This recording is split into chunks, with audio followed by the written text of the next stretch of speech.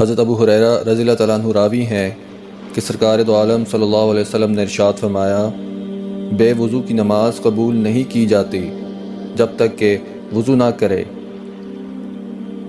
حضرت عمر رضی اللہ تعالیٰ عنہ راوی ہیں کہ سرکار دو عالم صلی اللہ علیہ وسلم نے ارشاد فرمایا، بغیر طہارت نماز قبول نہیں کی جاتی اور مال حرام کی خیرات قبول نہیں کی جاتی۔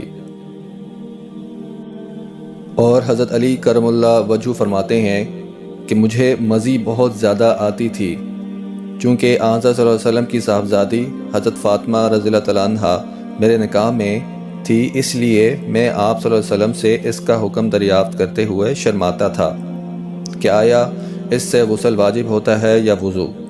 اس لیے میں نے اس مسئلے کو آن حضرت صلی اللہ علیہ وسلم سے دریافت کرنے کے لیے حضرت مقداد رضی اللہ تعالیٰ عنہ کو مامور کیا۔ چنانچہ انہوں نے آپ صلی اللہ علیہ وسلم سے پوچھا اس طرح سے کہ ایک شخص ایسا ہے، اس کے بارے میں کیا حکم ہے؟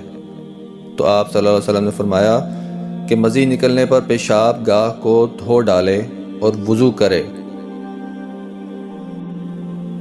حضرت ابو ہریرہ رضی اللہ تعالیٰ عنہ راوی ہیں کہ میں نے سرکار دو عالم صلی اللہ علیہ وسلم کو یہ فرماتے ہوئے سنا ہے کہ جس چیز کو آگ نے پکایا ہو اس کے کھانے کے بعد وضو کرو۔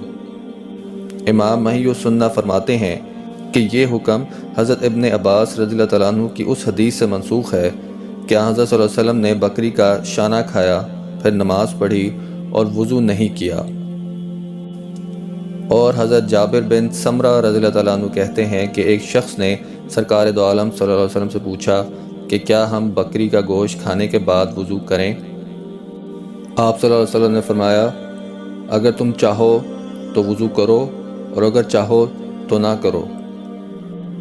اس نے پھر دریافت کیا، کیا ہم اونٹ کا گوشت کھا کر وضو کریں؟ آپ صلی اللہ علیہ وسلم نے فرمایا، ہاں، اونٹ کا گوشت کھا کر وضو کرو۔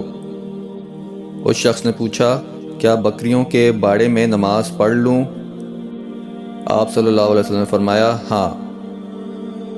اس نے پوچھا، اونٹوں کے باڑے میں نماز پڑھوں؟ آپ صلی اللہ علیہ وسلم نے فرمایا، نہیں۔